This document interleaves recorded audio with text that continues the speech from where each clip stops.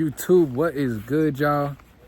Today I'm back with another video, and I'm gonna be exposing the truth about being a barber. And I've been cutting hair for 10 years, so you can listen to me if you want. If not, go ahead and keep cutting hair all day. Probably hate your life, probably don't like cutting hair no more, but you like the money that it brings. And when I started cutting hair, nobody told me that there's no end in sight. I would see barbers 50 years old still cutting hair, talking about, yeah, I've been cutting hair for 30 years. Like, bro, that's not a flex. It's not a flex to be in the same spot for 30 years. And once I realized that, something had to change. I did not want to cut hair for the rest of my life. My hands already started hurting. My back was hurting. I hated cutting hair. I lost my passion for cutting hair. And that's what barbering will do to you. If you don't have systems in place, if you're not tracking your finances. And the problem with being a barber is that you make cash. And if you don't make cash, it's getting directly deposited into your account within 2 to 3 days. So why is that a problem? Well, the faster you get it, the faster you spend it. And a lot of barbers live that rapper lifestyle. And y'all know what I'm talking about. A lot of barbers want to be those rappers, spending money, buying jewelry and shit. And it all looks cool until you look at your bank account and you're at the same spot you were last month. But at least you live life, right? Well, you're gonna be doing that for a while if you don't change something. And I was scared to change too because I was unconfident. I didn't think that cutting hair was gonna be able to bring me money in the long term. I just didn't know how I was gonna be able to charge premium prices without losing all my clients. But the thing is, when you charge premium prices, you're going to lose clients. See, I also believe it takes a certain amount of self-development and value that you're bringing to the appointment. Clients will see the value that you bring, I promise. It's not hard to miss. When somebody comes in and books with you, it's real obvious whether you're worth it or not. It's like a first date. If you go sit down with a date and you start talking to her and she feels your energy, she's gonna know in the first 5 minutes if she wants to have a second date with you. It's not hard to tell. But since you're so burnt out from doing 10 to 12 haircuts a day, your energy is low. You're not working out. And if you are working out on top of 10 to 12 hour days, you're probably doing more damage than you are building muscle, than you are actually becoming healthier. When I made the most money as a barber, I had the worst habits because I had the ability to do what I wanted. I had the ability to go gamble some money because in my head, I'm just thinking, well, if I lose 500, I just made that today so I could make it tomorrow. So you end up fucking it off and you don't realize you got to do it again tomorrow, and you're setting yourself up for a never-ending cycle. So if I could go back and start cutting hair again, I would literally not buy anything. No designer, no trips.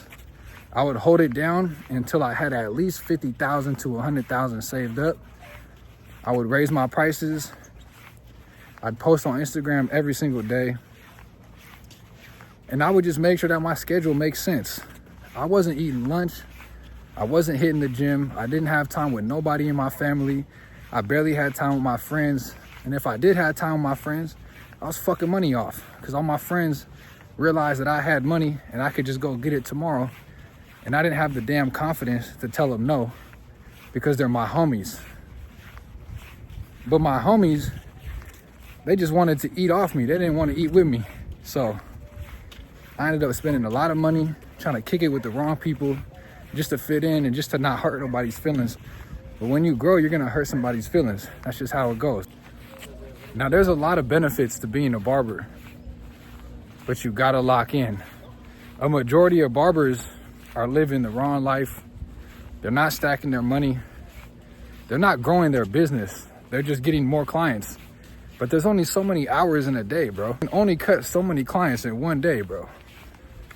Now, if you're booked out 10 clients at $100, you're making $1,000 a day, but you're still working 10 hours. So if your demand is that high, simple supply and demand issue, you should know this by now. But if you're booked out at $100 for 10 clients every day, you should go up to 150 a cut. So now you're working 3.5 less hours, but you're making the same money. But my question to all the barbers is, how much is your time worth?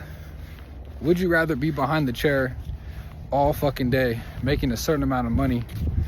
Or would you rather wake up, have healthy habits where you're not fucking money off, and be able to actually stack your cheese and enjoy your day-to-day life? See, most barbers just slam themselves with appointments all day to make a little bit of money.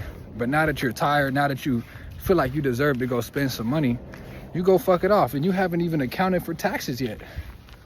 You're not tracking your finances, and you're spending money on stupid shit because it makes you feel happy in the short term, and you touch the money quick, so you feel like you can spend it quick. The faster you get it, the faster you can lose it. So being a barber is really not all that.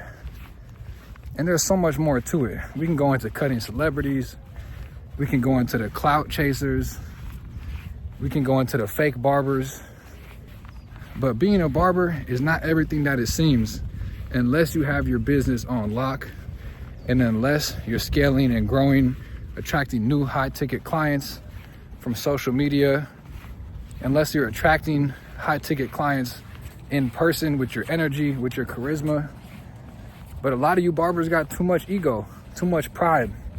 And I was the same way, bro. That's why I'm posting this video, is because I had to change. My business changed, my life changed, everything changed. But you guys are scared to change because you're comfortable where you're at. But I said, I can't do that no more. So now I'm retired. I was cutting hair for $100 a cut, $120 with beard. I was getting paid $500 for a house call minimum. I was charging $500 minimum for a house call. And now I help other barbers scale their business and show them the right way to live, the right way to grow as a person, as a man or a woman, and just optimize their life. There's too many barbers out here that hate their life, but they will never tell you.